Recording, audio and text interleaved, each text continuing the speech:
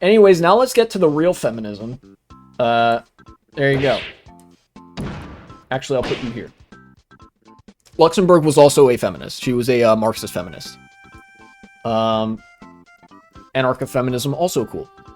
I'm putting it in the good tier. Anarcho-feminism, I just put in the good tier because I don't know as much about it. I am well read in some Marxist theory and some Adam Smith. I've been known to dabble. I haven't read much anarcho-feminist anything, but I'm assuming that it's pretty good because these people, not only are they trans-affirming and not necessarily anti-men, a lot of them are trans women. You know, you go online, most of the people that are cool in these camps, you know, disproportionate representation of the trans comrades. That's cool, I think. You know. Is that it? That's all the feminist ideologies on this list, I suppose. I don't know who either of these people are. Since I was like explaining these people, I actually, you know, this is a caught socialized male moment. I don't know who any of these four individuals are. I think I recognize her, the woman in the Radfem picture, but I don't recognize them. Oh yeah, another thing. Radfems, very anti-sex work. That's another thing. Sex work, one of the oldest professions in the world, and Radfems are very, very anti-sex work. Because they believe, like,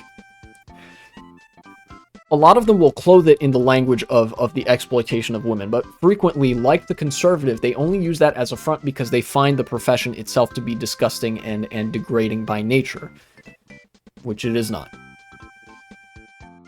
You know, and when I say by nature, I mean like at a spiritual level. They can't materially justify it. Let's see, who else can I add to this list? Let's start with it's basically how much they've been affected by fascism virus. Yes, you're right.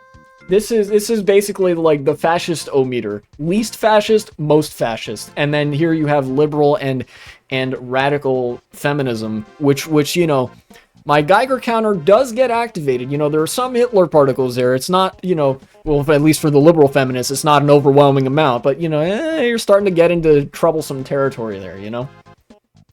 Because of, in the case of liberal feminism, because of the academic, or I guess lack of academic rigor and the rejection of any challenge to capital, because this is basically the more female drone pilots, more female CEOs ideology.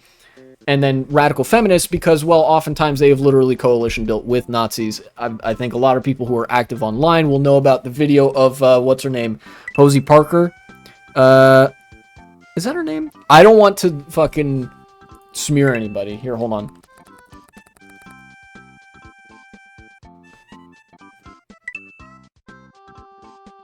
Yes. Yes, this is her. Posey Parker. Was a self-described feminist, is a self-described feminist, I assume she's still alive, who very publicly joined J.K. Rowling in her eternal crusade against a weird trans caricature in her mind. And there's a very famous video of her saying, "Here, we're here to defend women," and whatever, and there's a bunch of like black shirt wearing Nazis with masks and swastikas behind her. They might even be Sieg Heiling in the video. Don't remember. It's been a little while since I've seen it. But that's the kind of shit that radical feminism produces. Han Fixar Cabelm. I'm here to troll leftists and chew bubblegum, and I'm all out of bubblegum. Ah, dang. It's a shame you joined now. You just missed the part where I was shit-talking the worst kinds of feminism and then saying, yeah, this is the good kind of feminism and this one sucks. You might have enjoyed that. Anyways. Who is this? I don't know who that is. Hello, Editing Y2K here. This is just one part of a multi-part series of me ranking all the ideologies that I know enough about to comment on. It took place over the course of 2 live streams earlier in the year, and the other parts will be all available on a playlist if you're interested. Please check it out, and thank you for watching.